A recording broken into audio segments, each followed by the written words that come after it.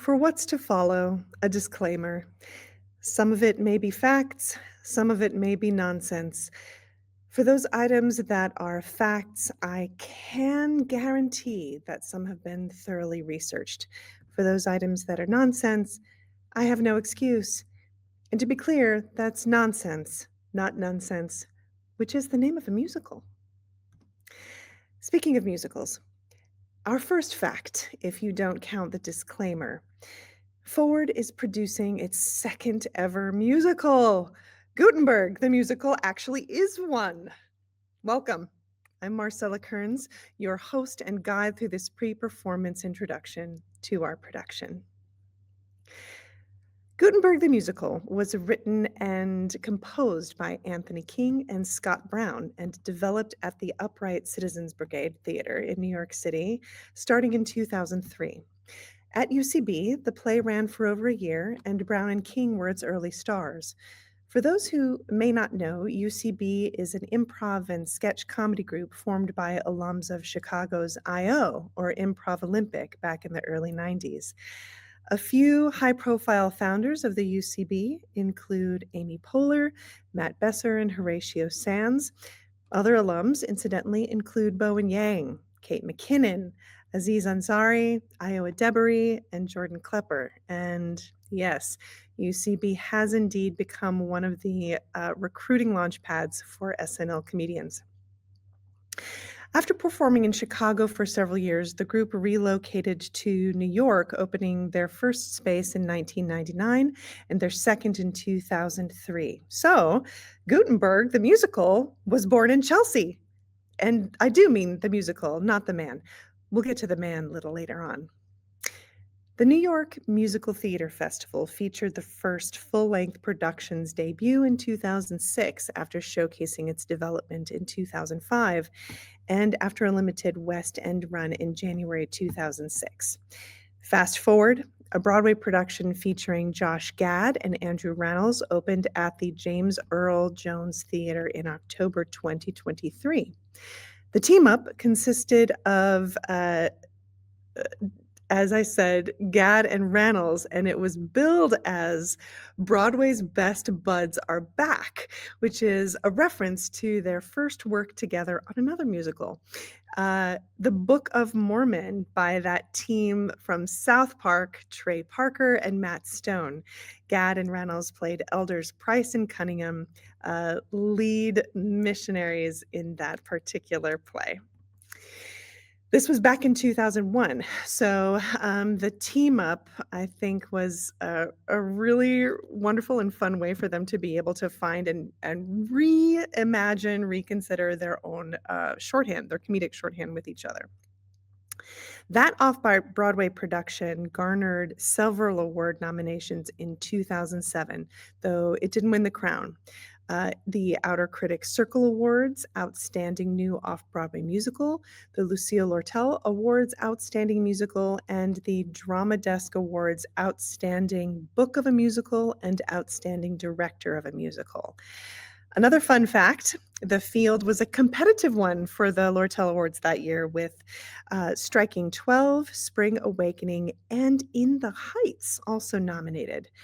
That production of In the Heights, with music and lyrics by Lin-Manuel Miranda, also featured Karen Olivo, or Ko, who would come to star in Forward's first musical production, Fun Home, in 2018. For the 2023-2024 Broadway production, the Tony Awards nominating committee categorized Gutenberg as a revival, even though the piece hadn't actually ever enjoyed a Broadway run. King and Brown and producers won a Tony nomination for Best Revival of a Musical, though not the prize. The Drama Desk Awards also nominated the production for Outstanding Revival of a Musical, though it also didn't win. Gutenberg the Musical comes from a long line of American musicals now that focus on history and printing, the most famous, of course, being Hamilton by the aforementioned Miranda, which garnered that artist the MacArthur Genius Award. MacArthur was also the name of a general and former chief of staff of the U.S. Army, though, to our knowledge, I don't think he was ever a printer himself. But I digress.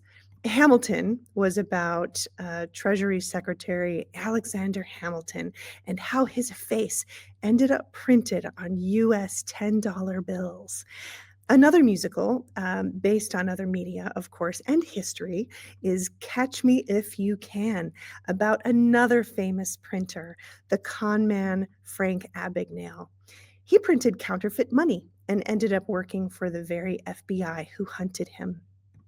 1776, about a very famous year in the history of a very famous country, is, I think, stretching the printing part a bit, but I'll count it.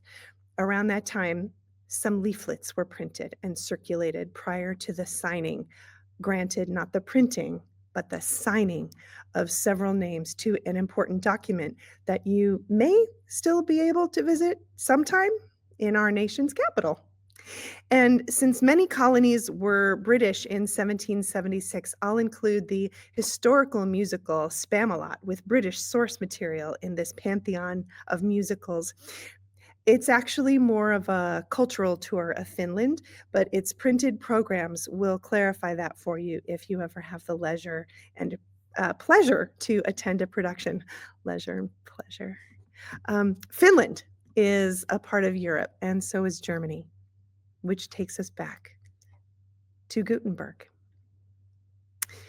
About our playwrights.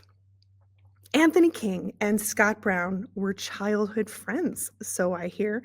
No wonder this play about two good friends evolved from that team. Anthony King served as artistic director of the UCB for several years, the theater for several years. He now lives in Los Angeles with his wife and daughters. He often still acts with UCB, and his professional website wishes us to know that he hates cotton balls. Beyond Gutenberg, King is best known in the musical arena for co-writing with Brown Beetlejuice the Musical, which is currently enjoying a Broadway run until January 2026. Anthony's additional credits include writing and producing. He co-created and served as executive producer of Robbie on Comedy Central and served as executive producer of Woke for Hulu. He's developed shows for that alphabet soup of CBS, HBO, TBS, and AMC, among other platforms. And he has also written or produced for such shows as Search Party, Playing House, Dead to Me, Silicon Valley, Wrecked, and Wet Hot American Summer. As for Scott Brown, every once in a while someone ends up with the same name as someone else, so I want to start there. It's confusing, but we've sorted it out for you. Scott Brown spent his youth in Durham, North Carolina. He was also a regular actor with UCB when he and King developed Gutenberg. This is not the same Scott Brown who was an ambassador to New Zealand. This Scott Brown has written for Entertainment Weekly, Wired, GQ, and more. He was the chief drama critic for New York Magazine from 2010 to 2014 and received the George G. Nathan Award for dramatic criticism during that tenure. Other writing credits, which you may be familiar with, include Castle Rock for Hulu and Sharp Objects for HBO, beyond being the other half of that Beetlejuice writing team with King. Brown's bio would like us to know that off the clock, he likes to play piano, pitch half-assed stories to his children, and scream back at the car radio. He's based in Massachusetts. A little on Gutenberg now.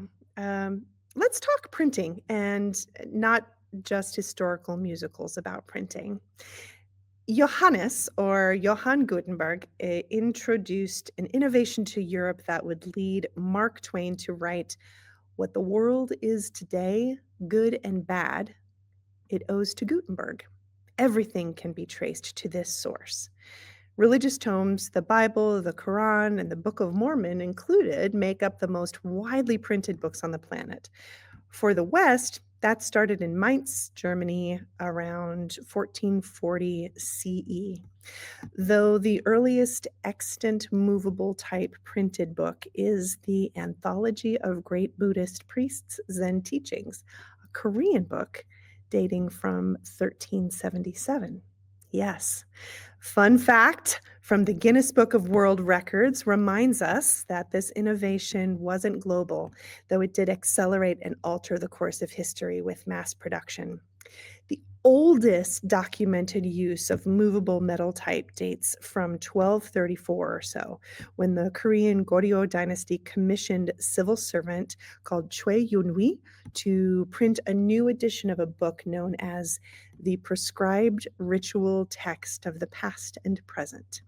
This work consisted of a total of 50 volumes, and creating a wood block printing plate for each page would have been pretty impractical, particularly as the country's type carvers were busy with another major government project at the time. So my source goes, and I'm quoting them, I should say now, to be clear. He came up with a printing method that used reusable pieces of bronze type, one for each character. The project was completed in 1250. I also am given to understand from this source, Literary Hub, that earlier experiments, and also the Guinness Book, earlier experiments with movable type had been made in China during the 10th century, but these systems, which used ceramic or wooden type pieces, really didn't work reliably and were abandoned. Early 12th century Chinese printers used metal type pieces for anti-counterfeit measures in banknotes, but are not known to have employed them to create books. So, I mean, everything is going back to musicals about printing. Um, M. Sophia Newman traces the Chinese and Korean origins of movable type in an article for Literary Hub, which I mentioned a moment ago, stating that it's conceivable, actually, that grandchildren of Genghis Khan could have actually spread the technology as they were starting to spread west. While some speculate that word and innovation along the Silk Road may have contributed to the inspiration behind Gutenberg's version of the press, there is yet no direct link that has been established. I'd like to turn now to a few bits about what we know of Gutenberg's life before we hear how our characters weave his story on stage. Named the Man of the Millennium by the A&E Network in 1999, though sadly he wasn't able to be present to receive his award, Gutenberg hailed, as I mentioned earlier, from Mainz, Germany. The exact date of his birth has never been pinpointed, so it was collectively agreed to lock into 1400, a clean date, as it was known he was born around the turn of that century. His birthday is celebrated as June 24th. At the time of his birth now, I want to paint the picture. Mainz, situated on the Rhine River with about 6,000 citizens, was a trading hub. The Archbishop of Mainz was also a German arch-chancellor and elector, a very important position next to the Kaiser at that time. Some artistic notes on his life that are related to events in the play I'd like to share. You'll learn in the musical first that he resided in the town of Schlimmer. Where's Mainz? Schlimmer. This town, mind you, does not actually exist and in fact means worse in German. However, as the poet says, also Gutenberg ist gut, obwohl in Schlimmer wohnt. That is to say, more or less, that Gutenberg is a good guy, even though he lives in Schlimmer. In 1436, during years he was living in Strasbourg, actually, he was sued for an unfulfilled marriage vow. This is the only historical reference to his love life, so stay tuned when you see the show. Also, while in Strasbourg, he conducted contracts with others to share secrets of craft and trade. So there's some speculation here about whether by this point he'd already invented his method of printing. On the invention itself, by 1448, there are financial records that indicate he was back in Mainz from Strasbourg, and the Gutenberg Gesellschaft shares this very detailed history, very detailed.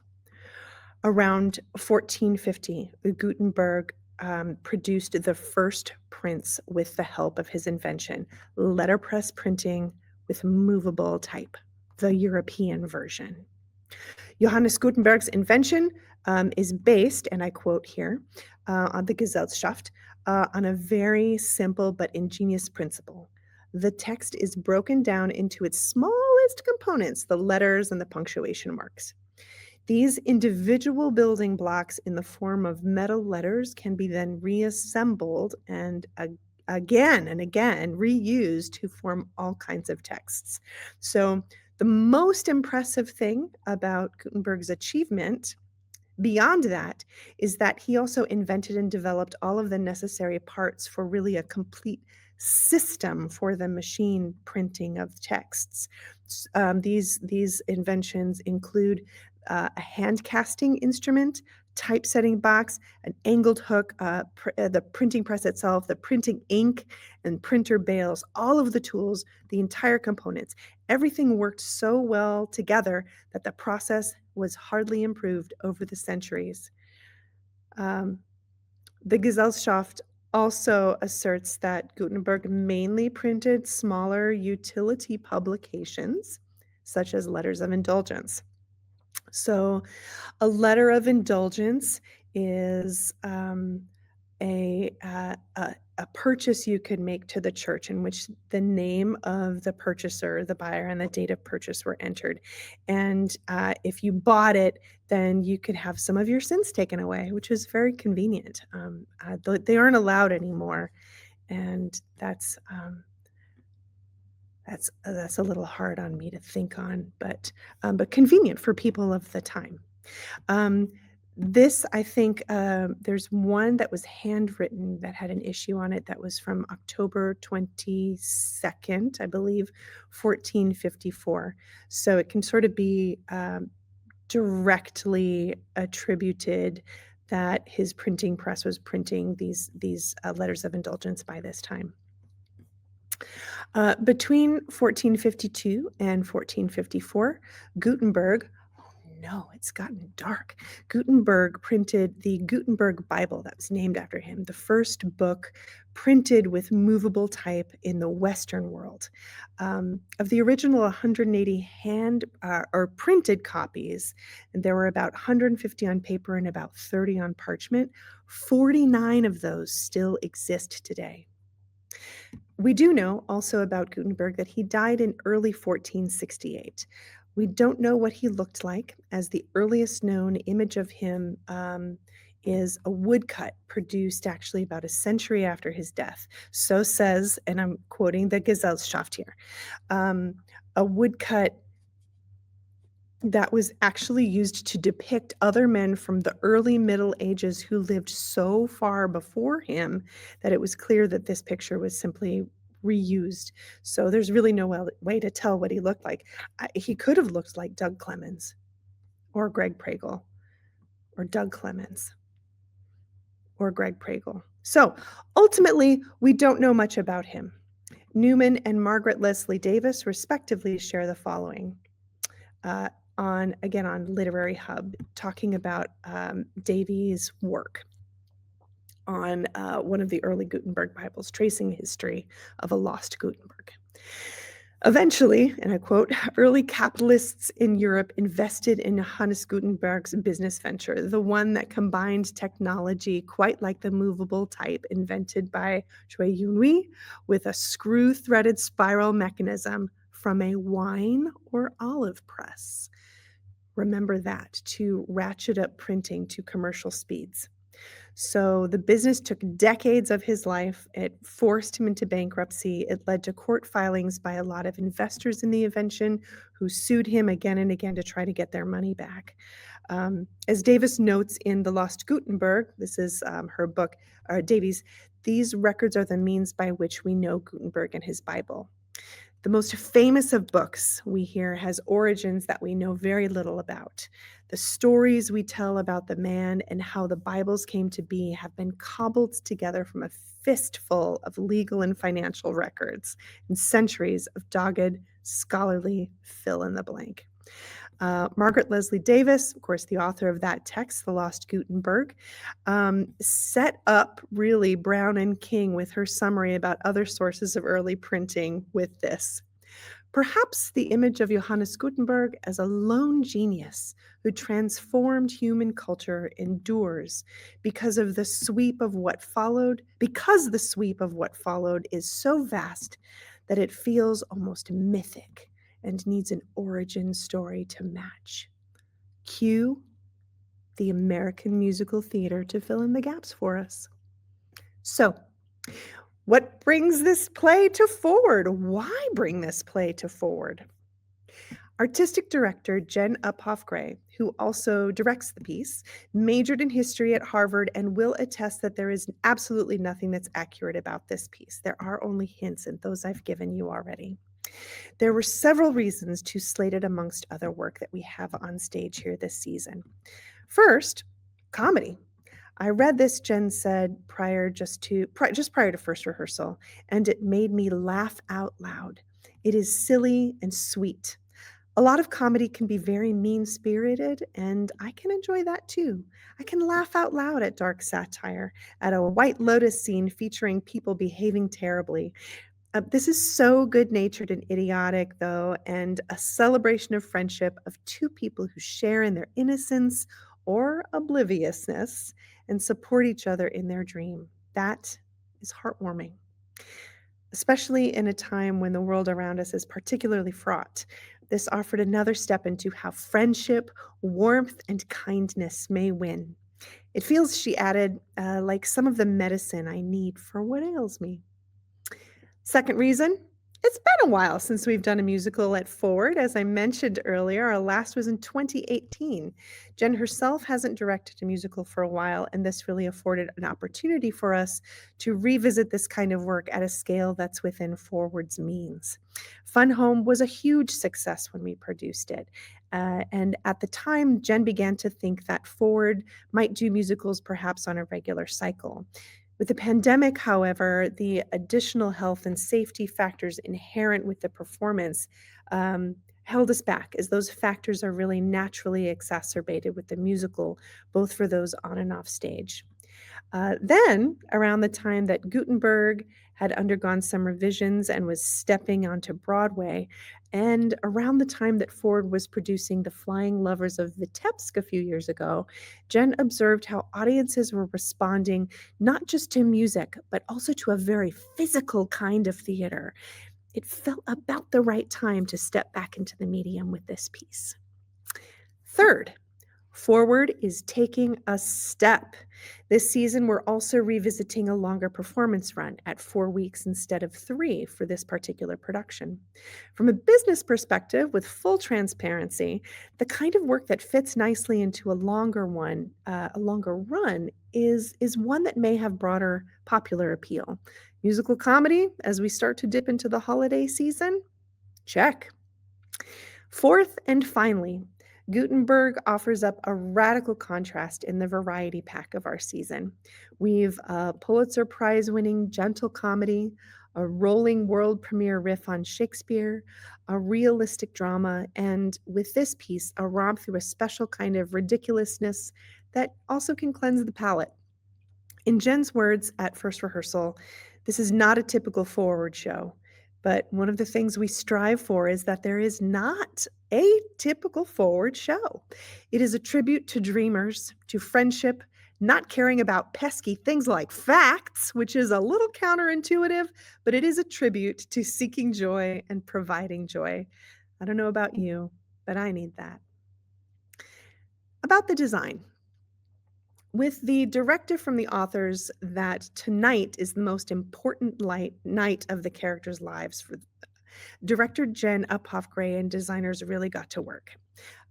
As ever, we had the fortune to be flies on the wall as designers shared their visions at first rehearsal. The task has been to figure out how to escalate every element from props to acting choices to the highest level of silliness. As Director Jen said, "My number one goal for this process and project is to fill their tank up with joy, for every audience member who sees it to have their tank filled up with joy by the end of it. That is success." So, from some of our individual designers, Mike Lawler, our scenic designer, has designed for Forward several times, most recently last year's season opener, King James. Though he's now primarily working in therapy through his private practice, sure for psychotherapy, like our costume designer Shannon Hebler, Jen lured him out of retirement, so to speak, for this piece. At first rehearsal, Mike shared that the design is really just about trying to recreate in our imagination what it looks like backstage. The place and context for you. Characters Bud and Doug, these two pals, have a musical to pitch and they've rented a theater for the night. So they really don't have money for elaborate costume designs. So Mike is providing space for Jen and her cast to be able to play and give us a sense that we're in a theater. And of course we are, so that works out. Keep an eye out, though. There are Easter eggs from old Forward shows on the stage. If you've been here before, you may recognize an object or two. On our lighting designer, Colin Goronsky, Colin is returning to Forward as well, having lit notably the Garbologists. In sync with the really meta-theatrical design, Colin said at first rehearsal, "I'm looking forward to having the playground and am open to whatever comes up in rehearsal. It's going to be an interesting combination of some of the fanciest lights we can get and the cheapest lights we can get, and that sense of making something out of nothing." So be prepared for both the natural and what Bud and Doug may have concocted to enliven a scene.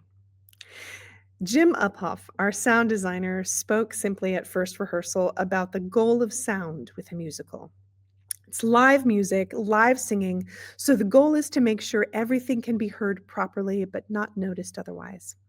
Jen added that Ford doesn't often do microphone shows, so this requires a specific hand.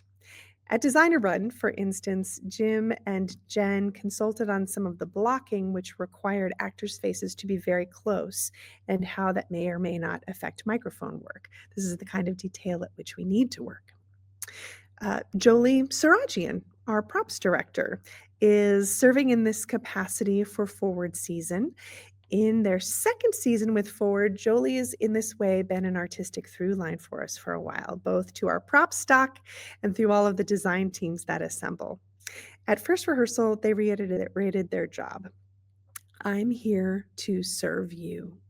For Gutenberg, over the course of the rehearsal process, that's meant such a wide variety of tasks as finding boxes in which to stomp grapes, assembling dollies on which to lug large, quote, rehearsal props, end quote, and coordinating with Spotlight Construction, our builders on movable doors.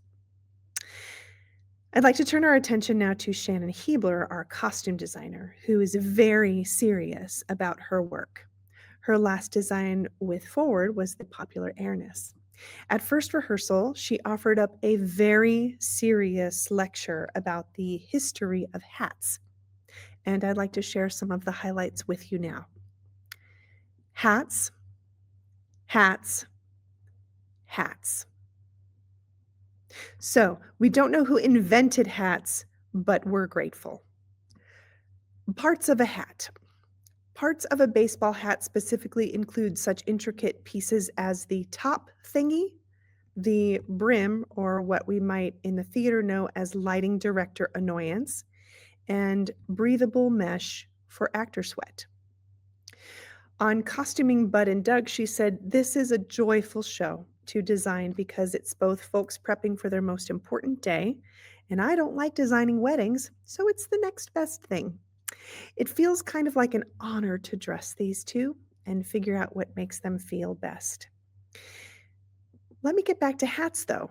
Throughout the rehearsal, she and the actors tested out multiple trick hats to land on what you'll see today or when you go. Though I don't want to give away what you'll see specifically, I can share that the way you'll get to know characters is through Bud and Doug switching hats with different characters' names labeled on said hat. It's on our poster. It's not a spoiler alert. You will probably see, I believe, I might be getting the number wrong, but I believe you'll see about 37 hats, including multiple trick hats. In Shannon's words, she's been gutting hats like an apprentice taxidermist. To wrap up the team, I'd be remiss if I didn't mention our choreographer, CTM's artistic director, Brian Cowing, and music director, Will Preston. Brian directed Flying Lovers for Forward a few years ago. Keep an eye out here for nods to many musicals and musical references in his work, not just references to historical musicals. You'll see bits of Wicked, West Side Story, Fiddler, Sweet Charity, Grease, Beauty and the Beast, and Les Mis. I think when it comes to printing and history, maybe only Les Mis or Beauty and the Beast has any connection to printing at all. I'll have to think about that. Brian has also included in his choreography some Elvis moves, some Michael Jackson moves, and a TikTok dance that has gone viral. So for those of you who are on TikTok, you may recognize it right away. That's not all, but I don't want to give it all away. For his part, Will Preston is not only music directing, but also playing keyboard one in performance, so you will see him on the stage. He will be joined by two local musicians, other local musicians, I should say, Joy Bauman playing keyboard two and Laura Schramm on percussion. Keyboard one, he shared at first rehearsal, will be our piano accompanying the actors, while keyboard two will offer up sound effects and other oddities. I'd like to jump now to our cast. Speaking of our cast, Doug Clemens, who last worked with Forward as assistant director of Airness and who might look suspiciously like Johann Gutenberg, joins us from his home base of Milwaukee. On rehearsals, Doug recently shared, I was hoping for a room that was collaborative and playful, where we could throw a bunch of stupid stuff at the wall and be celebrated for it. And that's exactly how it's been. I'm not the only one who wanted that. Everyone does. So it's been very fun. Doug plays Doug, which is convenient. Greg Pregel shares the stage as Bud, Doug's best friend. Doug, the character's best friend, but I think that they've become very good friends during the course of the rehearsal process. Greg has appeared at Forward in both King James and The Wanderers and joins us in Madison from the Green Bay area. At Designer Run, when asked about his process, he shared with us, Bud plays a variety of different characters, and Greg is having joy in finding the play and the truth in all of them. And with that, I'd like to thank you for joining us. With nothing to offer up tonight but joy and laughter, we wish you every ounce of it you can glean. You deserve it. Here's to big dreams. And if anyone in the room now, either with you there on screen or when you go to the theater on stage, happens to be a Broadway producer, please feel free to contact me, find me later. I know some folks who may have a good pitch for you. Thank you. Take care. We'll see you at the theater.